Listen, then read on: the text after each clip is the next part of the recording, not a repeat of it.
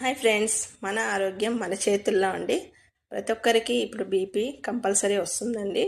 BP ఉన్నప్పుడు tablet వేసుకున్నప్పుడు మనం ఇంట్లోనే మానిటరింగ్ చేసుకోవాలండి.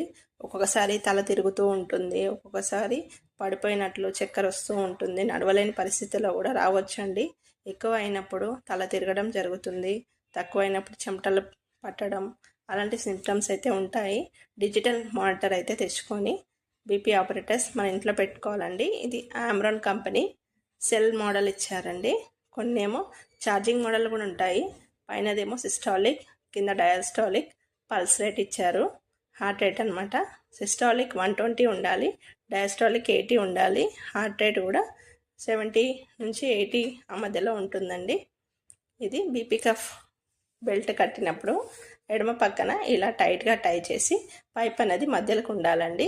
రీడింగ్ కూడా 114/64